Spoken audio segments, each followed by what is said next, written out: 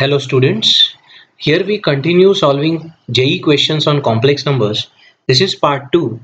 If you have not gone through part 1, that is first set of questions, you can refer the link in the description. So here we start. Okay students, let's continue for question number 6. If z is equal to x minus iy and z raised to 1 by 3 is equal to p plus iq, then this expression is equal to how much? Okay, so this is more of a calculative type. Let's start. Z raised to 1 by 3 is p plus iq. Okay, so x minus iy raised to 1 by 3 is p plus iq. Now in required expression students, we do not want any fractional power. So let's take a cube. Taking cube, we get x minus iy is p plus iq whole raised to 3. Alright. So x minus iy is equal to p cube plus 3p square iq plus 3p into iq the whole square plus I cube q cube. Right students? Now on the RHS, when we solve further, we get p cube plus 3p square q into I, and the third term would be minus 3pq square. Last term is minus qq I. Alright. Now students, if we collect the real part and imaginary part together, we get p cube minus 3pq square, that is first and third term, and second and fourth, if we take I common, we get, rather what we'll do is we'll take minus I common. So when we take minus I common, we get q cube minus 3p square cube. Alright, why did I take minus I common? Because we have x minus iy to be compared. So when we compare, we get x is equal to real part p cube minus 3pq square and y is equal to q cube minus 3p square cube. Alright, now students, we need x upon p plus y upon q. So x upon p is p cube minus 3pq square upon p, whereas y upon q is q cube minus 3p square cube upon q. So x upon p plus y upon q becomes p square minus 3q square plus q square minus 3p square. This is minus 2p square minus 2q square. So x upon p plus y upon q is minus 2 common p square plus q square. And if we divide by this bracket, I think we get the required expression x upon p plus y upon q divided by p square plus q square is minus 2. So correct answer for this question is minus 2. Okay students, let's go for question number 7. If modulus of z square minus 1 is modulus of z square plus 1, then z lies on. Okay, uh, we'll use some properties of modulus here. Modulus of z square minus 1 is equal to modulus of z whole square plus 1. So on squaring both sides, we get modulus of z square minus 1 the whole square is modulus of z square plus 1 bracket square. Okay. Now, we know one property students, that mod z square is z into z conjugate. Right. So we can write here z square minus 1 into its conjugate, that is mod z square minus 1, equals to mod z square plus 1 the whole square. Okay, now if we expand these two brackets, we get z square into z conjugate square minus z conjugate square plus 1 is mod z raised to 4 plus 2 mod z the whole square plus 1.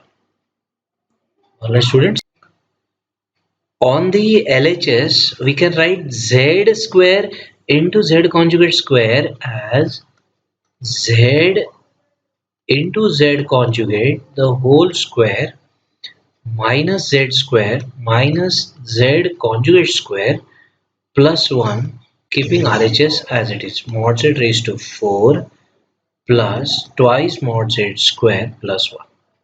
Alright students, now z into z conjugate is mod z whole square, we have bracket square outside, minus z square minus z conjugate square plus 1 is mod z raised to 4 plus twice mod z square plus 1. Okay, now this mod z raised to 4, mod z raised to 4 we can cancel, 1 getting cancelled, and what remains is minus of z square minus z conjugate square is equal to twice mod z the whole square. Okay, now students, if we shift all the terms on the RHS, we get z square plus z conjugate square plus twice mod z square is equal to 0, which can be written as z square plus z conjugate square plus twice z into z conjugate equal to 0. Okay, this becomes z plus z conjugate the whole square equals 0, which means z plus z conjugate is equal to 0. Now if we assume z as x plus iy, then z conjugate is x minus iy, right? And z plus z conjugate 0 implies that 2x is 0, means x is 0. So real part of complex number is 0. So z is purely imaginary, which lies on imaginary axis. Moving on to question number 8. If cube roots of unity are 1 omega omega square, then the roots of this equation x minus 1 whole cube plus 8 equal to 0 are. Okay, so students, see here, the roots of unity are given as 1 omega omega square, and same is the present in the options. So basically we need to find solutions of this equation in terms of omega. Okay, so we start like this, x minus 1 whole cube equals minus 8.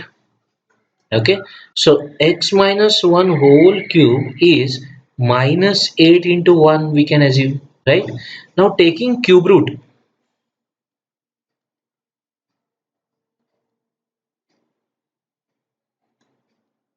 we can say x minus 1 is cube root of minus 8 is minus 2 into cube root of 1 is either 1 or omega square. So here you can put either 1 or omega square. So there are three cases. First case, x minus 1 is minus 2 into 1. So x becomes 1 minus 2, that is minus 1, right? Now this is case 1. Case 2, we can assume x minus 1 as minus 2 times cube root of 1 as omega. So here x becomes 1 minus 2 omega. Case 3. In case 3, we can write x minus 1 as minus 2 omega square. So x becomes 1 minus 2 omega square. right? So case 1, case 2, case 3 are probable answers for this question. So correct answer is option, I think, C. Yeah. Moving on to 2005 question 9. If Z1 and Z2 are two non-zero complex numbers such that mod of Z1 plus Z2 is mod of Z1 plus mod of Z2, then argument of Z1 minus argument of Z2 is equal to. Now students, this is quite straightforward question which says mod of Z1 plus Z2 is mod of Z1 plus mod of Z2. Now this condition itself represents that Z1 and Z2 and Z1 plus Z2 are collinear.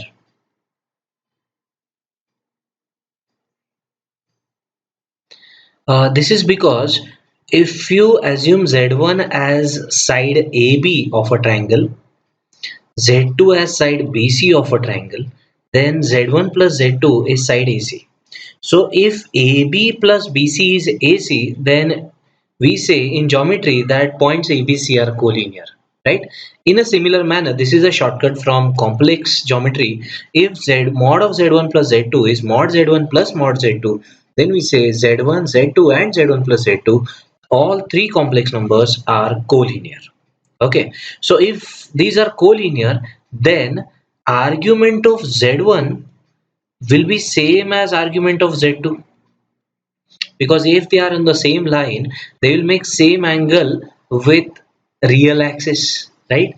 And therefore argument of Z1 minus argument of Z2 is 0. Answer is option C. Okay students, question 10 says if W is a complex number such that W is equal to Z upon Z minus 1/3 I and modulus of W is 1, then Z lies on. Okay, we'll try to solve this using two methods again. Let's try to go for method 1. In method 1 students, I will try to use geometrical concepts from complex numbers. Now, Z is, sorry, W is a complex number which is Z upon Z minus 1/3 I. So modulus of W will be modulus of this complete ratio, right? Now mod Z is given as 1. So 1 is equal to modulus of Z upon modulus of Z minus 1/3 I, right? If we take this denominator on RHS, we get modulus of Z minus 1/3 I is modulus of Z. Okay, now students, one shortcut that I would like to tell you is modulus of Z is actually under root x square plus y square if we assume Z as x plus iy, right? Now you can look at this also as it is distance of a point Z from origin. So modulus of Z in complex plane is also assumed as distance of Z from origin. Okay, so if that is understood, we can say LHS is actually a distance between point Z, that is x comma y, and 0 comma 1 by 3, and RHS is distance between x comma y and 0 comma 0. So LHS is a distance between 2 points xy 0 comma 1 by 3, and RHS is a distance between 2 points xy and origin. So we can assume this as there is a point xy which is at equal distance. Let's say this is x comma y. This is at equal distance from 0 comma 1 by 3 and 0 comma 0.